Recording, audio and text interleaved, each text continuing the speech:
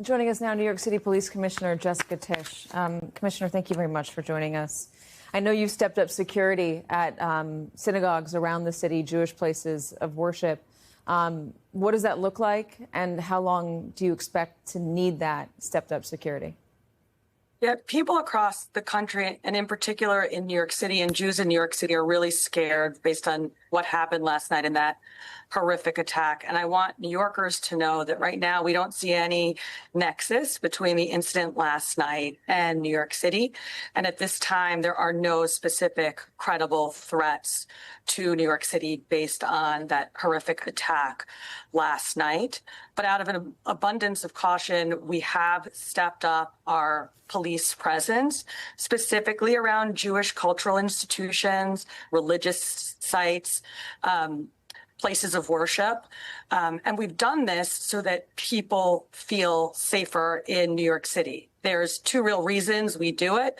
One is deterrence, and the other is reassurance. How do you deal with somebody who might be lurking outside?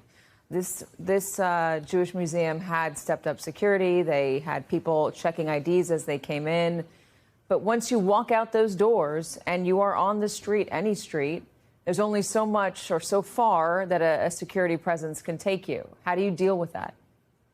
Yeah, so what we've done in New York City today, and really since October 7th, from time to time when the situation calls for it, is we have big heavy weapons teams out there, our counterterrorism officers out there, our mobile field forces. We've really amped up the police presence around cultural institutions, religious schools, religious sites, so that people feel safe in New York City. That's one piece of it.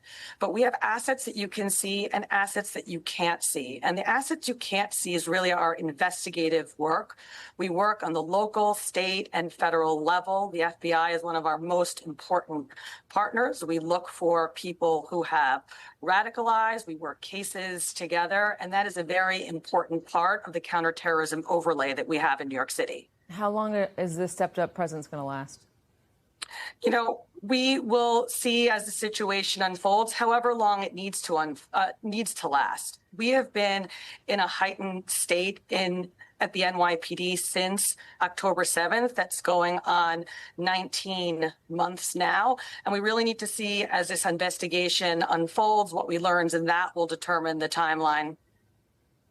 I see you're wearing your Star of David. There are a lot of Jews in the city who want to wear that. They maybe want to wear a kippah or other form of religious symbolism, but they might feel pretty uncomfortable doing it because they do get harassed. I was talking to a rabbi in Brooklyn just a few minutes ago who said she was wearing a Brooklyn Loves Israel T-shirt, walking down the street with her daughter, and got screamed at nastily by somebody. What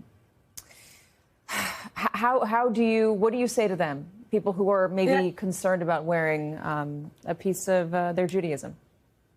And that's so sad. In New York City, Jews make up less than 10% of the population and now account for over 50% of the hate crimes that we are investigating. The number of hate crimes against Jews across the country really has exploded since October 7th. But at the NYPD, our job is to make people feel safe. And so we work very closely with Jewish cultural institutions, religious schools in partnership to do enhanced police presence there. And we also work very closely with our federal partners to make sure that we're keeping New Yorkers safe. Commissioner Jessica Tisch of the NYPD, thank you very much for joining us.